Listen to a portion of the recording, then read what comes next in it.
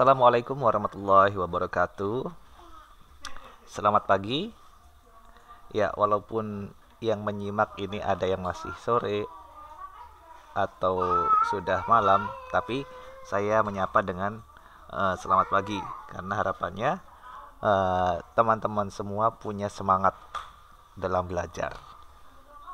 Oke, di sini saya akan mencoba menjelaskan tentang materi inisiasi keempat ya. Karena saya ingin mencoba melakukan pertemuan meeting online secara Zoom, ternyata waktunya kita tidak bisa ketemu. Jadi saya berinisiatif untuk membuat video pembelajaran ini. Kemudian di pertemuan keempat yang kita bahas adalah turunan atau derivatif ya. Turunan ada dua, turunan suatu fungsi di suatu titik. Nah, suatu titik itu namanya adalah x0, dan nanti yang kedua adalah turunan suatu fungsi di suatu selang ya, di sembarang nilai x-nya atau di x pada selang interval ya. Oke, yang pertama kita definisikan dulu turunan di suatu titik.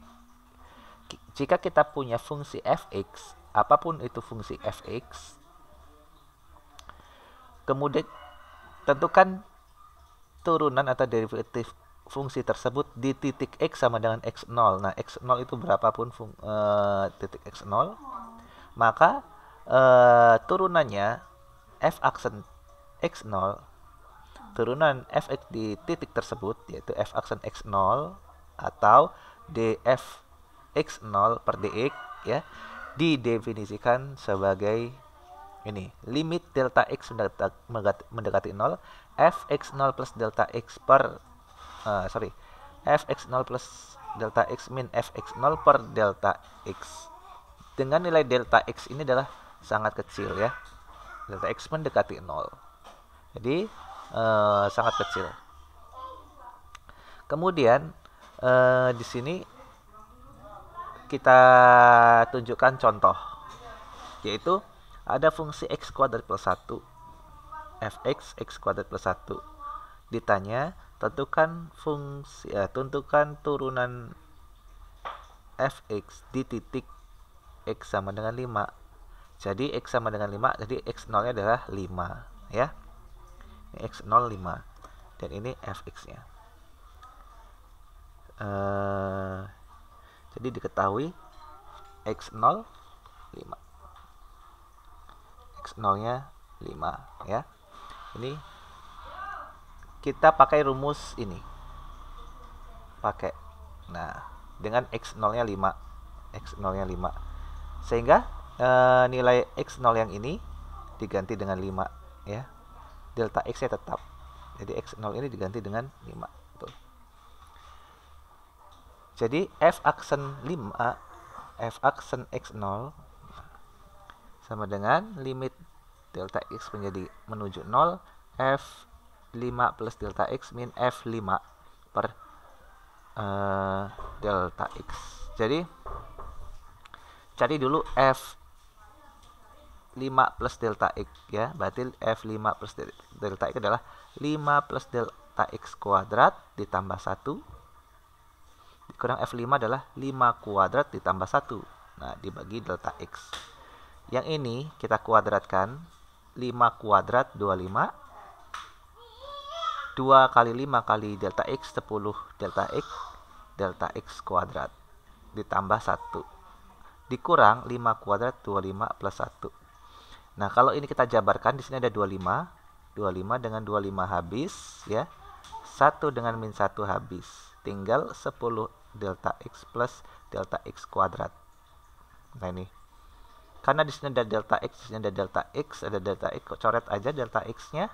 Tinggal yang ini 10, yang ini plus delta x, yang ini habis. Jadi 10 plus delta x. Masukkan nilai delta x sama dengan 0 di sini. Dapatlah 10. Jadi jawaban dari turunan fx sama dengan x kuadrat plus 1 di x sama dengan 5 adalah 10. Ya. Kemudian kita lihat contoh kedua. GT sama dengan sin T. Tentukan G aksen T0 dengan T0 nya adalah pi per 4. Berarti di sini T0 nya pi per 4. Kalau tadi kan X0, kalau ini kan T, berarti T0 nya pi per 4. Sesuai dengan definisi limit ya. Berarti nanti G aksen T0 sama dengan limit delta T mendekati 0 ya, G T0 plus delta T min G T0 per delta T. Nah itu ya. Berarti cari dulu G T0 plus delta T dengan T0 nya adalah pi per 4 ya. Ini G T0 plus delta T dengan T0 pi per 4, jadi ini sin pi per 4 plus delta X sin pi per 4 cos delta T plus cos pi per 4 sin delta T sama dengan setengah akar 2 cos delta T plus setengah akar 2 sin delta T. Jadi sin A plus B adalah sin A cos B plus cos A sin B. Ingat lagi ya, rumus penjumlahan dua sudut. Berarti kan ada sin A plus B itu sama dengan sin A cos B plus cos A sin B. Nah ini kalau ada ini A nya, ini B nya, berarti sin pi per 4 cos delta T plus cos pi per 4 sin delta T. Sin pi per 4 adalah setengah akar 2, cos pi per 4 adalah setengah akar 2. Pi per 4 kan 45 ya, jadi sin sama cosnya sama. Nah, tinggal cos delta T sin delta T. Oke, dapat ya G T0 plus delta T nya sudah dapat, yaitu ini. Kemudian cari G T0 nya. G pi per 4 sin pi per 4 adalah setengah akar 2. Masukkan ke definisi limit. Jadi G pi per 4, G aksen pi per 4 sama dengan limit delta T mendekati 0, G pi per 4 plus delta T min G pi per 4 per delta T, limit delta T mendekati 0. Masukkan nilainya ini.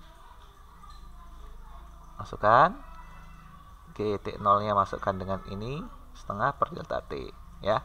Kemudian di sini ada setengah akar 2, setengah akar 2. Di sini penjumlahan ya, bisa kita limit masing-masing. Di sini keluar setengah akar 2 cos delta T min 1 per delta T plus setengah akar 2 limit delta T mendekati 0 sin delta T per delta T.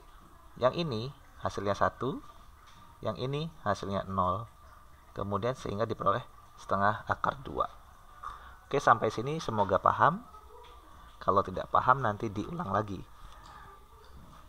Kita akan lanjutkan ke dalam video berikutnya, definisi yang kedua, yaitu derivatif di suatu selang.